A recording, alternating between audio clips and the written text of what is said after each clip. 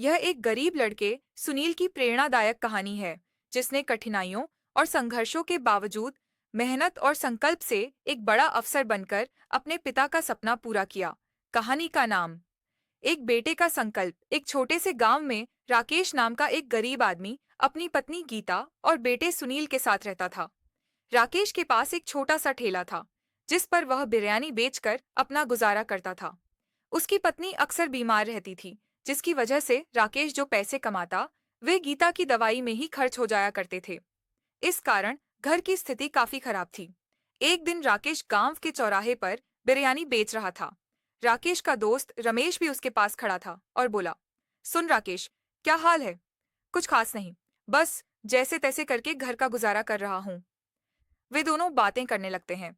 तभी राकेश का बेटा सुनील नंगे पैर दौड़ता हुआ अपने पिता राकेश के पास आता है।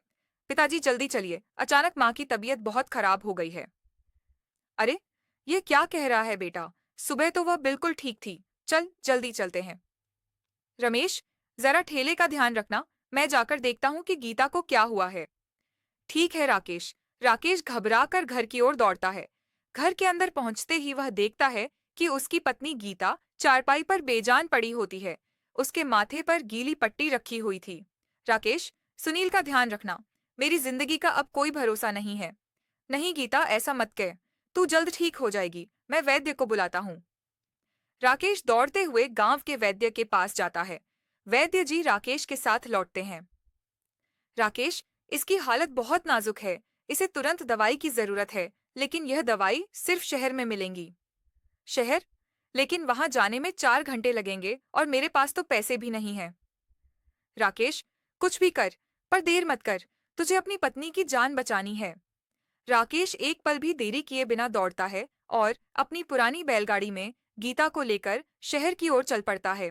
सुनील भी अपने पिता के साथ बैठ जाता है। गांव की कच्ची सड़क, रास्ते में जंगल और उबड़-खाबड़ रास्ता था। बैलगाड़ी धीरे-धीरे चल रही थी। गीता की सांसें धीमी होती जा रही थीं। सुनील घबराकर अपनी माँ का हाथ पकड़ लेता है। माँ, तुम ठीक हो जाओगी ना? बेटा, तू बहुत बहादुर है। तेरी किस्मत तुझे हमेशा आगे बढ़ाएगी। बस हार मत मानना। सुनील रोने लगता है। अचानक बैलगाड़ी का पहिया कीचड़ में फंस जाता है। बैल घबराकर रुक जाते हैं। राकेश नीचे उतरकर पहिया निकालने की कोशिश करता है।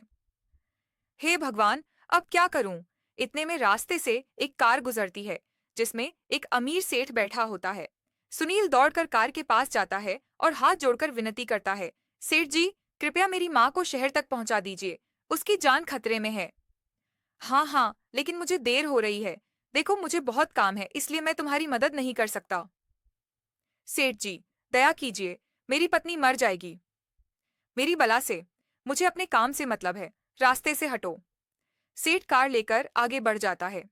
राकेश मायूस होकर बैलगाड़ी को धकेलने की कोशिश करता है। सुनील अपने छोटे छोटे हाथों से गाड़ी को धक्का देने में मदद करता है। दोनों कोशिश करके बैलगाड़ी को कीचड़ से बाहर निकाल लेते हैं। फिर वे जल्दी से अस्पताल की ओर बढ़ते हैं। शाम का समय होता है। राकेश किसी तरह गीता को अस्पताल पहुंचाता है। इसके बाद डॉक्टर जल्दी जल्दी उसका इलाज शुरू करता है। सुनो, इनकी हालत बहुत गंभीर है, पर हम पूरी कोशिश करेंगे इन्हें बचाने की। आप यही बैठ जाइए। राकेश और सुनील डॉक्टर की बात सुनकर हताश हो जाते हैं। डॉक्टर अंदर चले जाते हैं। कुछ देर बाद डॉक्टर बाहर आते हैं। हमें माफ कीजिए, हम उन्हें नहीं बचा सके। राकेश जमीन पर बैठकर फूट फूट कर रोने लगता है। सुनील की आंखों में आंसुओं का सैलाब उमड़ पड़ता है। माँ, तुमने कहा था मैं बहादुर बनूंगा, लेकिन मैं तो तुम्हें बचा ही नहीं सका। राकेश बेटे को गले लगाकर रोने लगता है।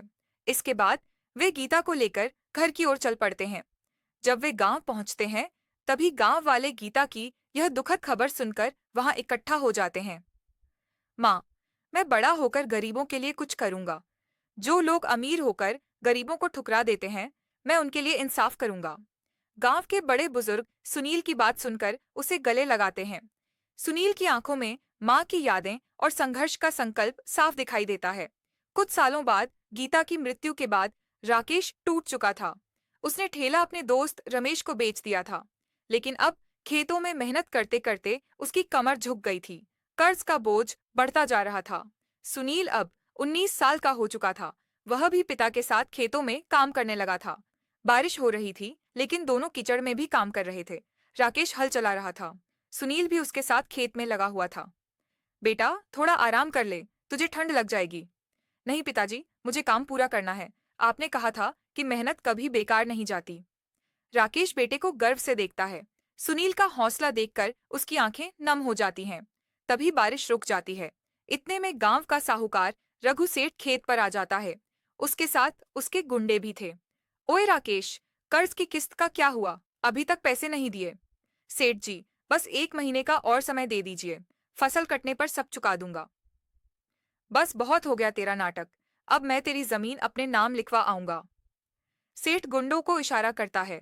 गुंडे राकेश को जमीन पर धक्का दे देते हैं। सुनील यह सब देखकर गुस्से से तिलमिला उठता है। वह सेठ के सामने खड़ा हो जाता है। सेठ, तुम मेरे पिता को हाथ मत लगाना। अबे छोटू, तू मुझे धमकी देगा? चल, भाग यहाँ से। सेठ सुनील को धक्का देता है। सुनील गिर जाता है, लेकिन तुरंत उठकर फिर से सेठ के सामने आ खड़ा होता है। उसकी आंखों में आंसू और गुस्सा दोनों होते हैं। मैं तुम्हें अपनी जमीन नहीं लेने दूंगा। तभी गांव का मुखिया वहां से गुजर रहा होता है। वह यह सब देखकर वहां पहुंचता है। रघु, यह तुम क्या कर रहे हो? मुखिया जी, मैं तो इनसे अपना कर्ज लेने के लिए आया हूँ। यह कौन सा तरीका है तुम्हारा कर्ज लेने का? इस प्रकार लोगों को मारकर कर्ज लिया जाता है। मुखिया जी, इसके लिए मैं माफी चाहता हूँ, पर आप ही बताइए, 2 साल हो गए, इसने आज तक मेरा कर्ज देने का नाम नहीं लिया। मुखिया जी, मुझे बस अपना उधार चाहिए। आप तो जानते हैं कि मैं किन परिस्थितियों से गुजरा हूँ। मैंने सेठ रघु का कर्ज देने से कभी मना नहीं किया। बस मुझे थोड़ा और समय दे दीजिए, मैं जल्द ही कर्ज चुका दूंगा। ठीक है, मैं तुम्हें 6 महीने का और समय दिलवाता हूँ। 6 महीने के अंदर रघु का कर्ज चुका देना। ठीक है मुखिया जी, आपका बहुत बहुत धन्यवाद। रघु सेठ मुखिया के इस प्रकार विरोध करने से डर जाता है, इसलिए वह गुस्से में भुनभुनाता हुआ वहां से चला जाता है। रात का समय है। राकेश और सुनील घर के अंदर बैठे थे। सुनील चुपचाप अपनी माँ की तस्वीर देख रहा था। बेटा, मैं तुझे पढ़ाना चाहता था, लेकिन हालात ने तुझे खेतों में लगा दिया। नहीं पिताजी, मैं पढ़ूंगा और इतना बड़ा आदमी बनूंगा कि किसी गरीब को कभी किसी सेठ से भीख नहीं मांगनी पड़ेगी। राकेश बेटे को देखकर भावुक हो जाता है। सुनील अपनी माँ की तस्वीर के सामने बैठकर हाथ जोड़कर कहता है, माँ, मुझे शक्ति देना ताकि मैं अपने पिता का सहारा बन सकूं। सुनील उसी रात पढ़ाई करने का संकल्प लेता है। वह दिन में खेतों में काम करता और रात को दिए की रोशनी में पढ़ाई करता। उसकी आंखों में एक सपना था। एक दिन राकेश खेत में काम कर रहा होता है। काम करते करते अचानक वह जमीन पर गिर जाता है। सुनील दौड़कर अपने पिता के पास आता है। राकेश का शरीर बुरी तरह कांप रहा होता है। पिताजी, क्या हुआ आपको? राकेश की आंखें बंद हो रही थीं। सुनील उसे उठाकर डॉक्टर की दुकान की ओर दौड़ता है। डॉक्टर जांच करते हैं। तुम्हारे पिता को फेफड़ों की बीमारी हो गई है। इन्हें इलाज की जरूरत है, लेकिन इसमें थोड़े ज्यादा पैसे लगेंगे। सुनील की आंखों में चिंता छा जाती है। उसके पास इतने पैसे नहीं थे, लेकिन उसने हार नहीं मानी। डॉक्टर साहब, यह लीजिए कुछ पैसे, बाकी मैं जल्दी ही चुका दूंगा। वह गांव में छोटे मोटे काम करने लगा। उसने लोगों के खेतों में काम किया, जंगल से लकड़ियां काटकर बेची और पानी भरकर पैसे कमाए। कुछ ही दिनों में सुनील ने इलाज के लिए पैसे जुटा लिए। उसने पिता का इलाज करवाया, जिससे राकेश की हालत थोड़ी सुधर गई। एक दिन सुनील मंदिर में हाथ जोड़कर भगवान के सामने खड़ा होता है। उसकी आंखों में आंसू होते हैं, लेकिन हौसला बरकरार था। भगवान, मुझे शक्ति दो ताकि मैं अपने पिता को खुशहाल जीवन दे सकूं और हर गरीब को इंसाफ दिला सकूं। वह खुद से वादा करता है कि वह पढ़ाई के जरिए अपनी जिंदगी सुधारेगा। उसकी आंखों में माँ का सपना और पिता के लिए सम्मान साफ झलक रहा था। अगली सुबह सुनील कुदाल से खेत में मिट्टी खोद रहा था। उसके हाथ में काफी दर्द हो रहा था, लेकिन उसने काम बंद नहीं किया। राकेश उसे देखता है और दुखी हो जाता है। बेटा, अब बस कर, तेरा शरीर थक जाएगा। नहीं पिताजी, मुझे काम पूरा करना है। माँ कहा करती थी कि मेहनत से ही किस्मत बदलती है। इतने में गांव का साहूकार रघु सेठ फिर से आता है। वह अपनी बड़ी गाड़ी में बैठा होता है और साथ में 2 गुंडे भी होते हैं। ओ राकेश, अब तेरा कर्ज बहुत बढ़ गया है। अगर निश्चित समय तक पैसे नहीं चुकाए तो तेरी जमीन मेरी हो जाएगी। राकेश कुछ नहीं कहता, उसका सिर झुक जाता है। सुनील यह सब देखकर गुस्से में आ जाता है। सेठ, गरीब होना कोई गुनाह नहीं है। हम मेहनत कर रहे हैं, तुम्हारे पैसे चुका देंगे। हाँ हाँ हाँ, तू क्या पैसे चुकाएगा रे भिखारी, पहले अपनी हालत देख। सेठ के लगाते हुए चला जाता है। सुनील मुट्ठी भींच कर कसम खाता है, पिताजी, अब वक्त आ गया है कि मैं शहर जाकर कुछ बड़ा करूं। मैं वादा करता हूं कि आपको कभी किसी के सामने झुकने नहीं दूंगा। बेटा, शहर बहुत बड़ा है, वहां तेरा कोई नहीं है, वहां तुझे कौन संभालेगा? पिताजी, आपने मुझे सिखाया है कि मेहनत करने वाले कभी हारते नहीं। मैं अपना रास्ता खुद बनाऊंगा। सुनील उनके पैर छूकर आशीर्वाद लेता है। फिर वह एक छोटी सी पोटली लेकर बस स्टॉप पर पहुंचता है। इसके बाद बस में बैठ जाता है। बस धीरे धीरे गांव से दूर चली जाती है। राकेश दूर तक बस को जाते हुए देखता रहता है। आंखों में गर्व और चिंता दोनों थे। सुनील बस से उतरता है। शहर में पहुंचकर उसे बहुत अजीब महसूस हो रहा था। उसे गांव की गंध याद आती है, लेकिन वह अपने कदम आगे बढ़ाता है। सुनील एक कारखाने के बाहर जाकर खड़ा हो जाता है। उसके पेट में भूख लगी थी, लेकिन जेब में पैसे नहीं थे। वह कारखाने के मालिक से काम मांगता है। मालिक जी, मुझे काम चाहिए। मैं कुछ भी कर लूंगा, बस रहने और खाने की जगह मिल जाए। सुनो, यहाँ कई लोग काम मांगने आते हैं, पर 2 दिन में भाग जाते हैं। तुझ पर भरोसा कैसे करूं? मालिक जी, मुझे एक मौका दीजिए। मैं मेहनत से काम करूंगा। मालिक सुनील को काम दे देता है। सुनील बिना किसी शिकायत के मेहनत से काम करता है। वह भारी बक्से ढोने लगता है। अगली सुबह कारखाने का मैनेजर सुनील को काम करते हुए देखता है। वह उसके ऊपर बिना किसी गलती के गुस्सा निकालने लगता है। ओए लड़के, इतनी धीरे धीरे काम कर रहा है, जरा जल्दी कर। कामचोरों की यहाँ कोई जरूरत नहीं है। सुनील बिना कुछ कहे तेजी से सामान ढोने लगता है। वह थका हुआ था, लेकिन उसने हार नहीं मानी। सुनील दिन में काम करता और रात में किताबें पढ़ता। उसकी आंखों में पढ़ाई का जुनून सवार था। रात का समय। सुनील एक छोटी सी झोंपड़ी में रहता था। वहां सिर्फ एक पुरानी चारपाई और एक दिया था। वह दिए की मध्यम रोशनी में देर रात तक पढ़ाई करता। उसकी आंखों में नींद होती, लेकिन उसका सपना उसे सोने नहीं देता। मुझे मेहनत करनी ही होगी। पिताजी का सपना पूरा करना है। भगवान, मुझे हिम्मत देना ताकि मैं अपने पिता का सपना पूरा कर सकूं। सुनील के कपड़े पुराने हो गए थे, लेकिन उसकी हिम्मत नहीं थी। धीरे धीरे वह प्रतियोगी परीक्षाओं की तैयारी करने लगा।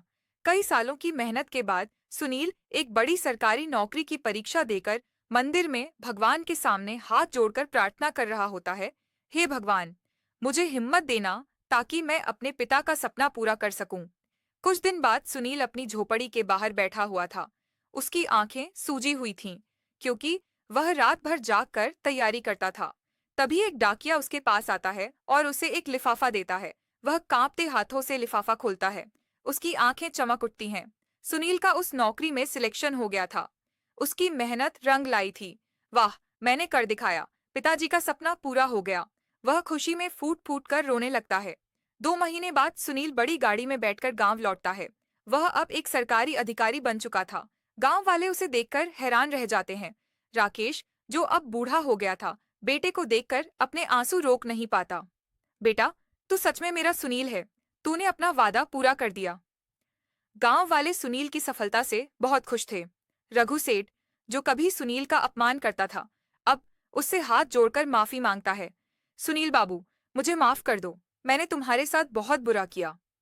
माफ करना तो इंसानियत का धर्म है, लेकिन गरीबों का अपमान मत करना, क्योंकि किस्मत कभी भी पलट सकती है। सुनील अब गांव के लिए काम करने लगा था। उसने गांव में एक अस्पताल बनवाया, जिससे लोगों को मुफ्त इलाज मिलने लगा। उसने गांव में स्कूल और पानी की व्यवस्था शुरू करवाई। वह रोज गांव वालों के बीच बैठकर उनकी समस्याएं सुनता था। एक दिन चौपाल पर सुनील सभी गांव वालों से बात करता है। दोस्तों, मैंने गरीबी का दर्द सहा है, भूख और अपमान को देखा है, लेकिन मैंने हार नहीं मानी। मेहनत ही इंसान की सबसे बड़ी पूंजी होती है। और पिताजी, आप ही मेरे लिए भगवान हैं। आपकी तपस्या और संघर्ष ने ही मुझे आज इस मुकाम तक पहुंचाया है। मुझे बहुत दुख है कि इस सफलता में मेरी माँ मेरे साथ नहीं है। राकेश की आंखों में खुशी के आंसू आ जाते हैं। बेटा, मुझे तुझ पर गर्व है। तूने मेरा सपना पूरा किया। अब यह गांव तुझ पर नात करेगा। इसके बाद सुनील शाम में गांव के मंदिर में जाता है। वह भगवान के सामने हाथ जोड़कर खड़ा होता है। उसकी आंखों में कृतज्ञता होती है। हे भगवान, आपने मुझे शक्ति दी, मेरे पिता का सपना पूरा करवाया। मैं सदा आपकी कृपा का आभारी रहूंगा। कहानी की सीख कड़ी मेहनत, लगन और सच्चे इरादे से कोई भी मुश्किल हालात बदले जा सकते हैं। गरीबी या मुश्किलें सफलता की राह में बाधा नहीं बनती, यदि आपके अंदर अपने सपनों को पूरा करने का दृढ़ संकल्प हो। साथ ही अपने माता पिता का सम्मान और उनके सपनों को पूरा करना ही सच्ची सफलता है। अगर वीडियो अच्छी लगी तो वीडियो को लाइक करें और चैनल को सब्सक्राइब करें और वीडियो को ज्यादा से ज्यादा लोगों को शेयर करें। धन्यवाद।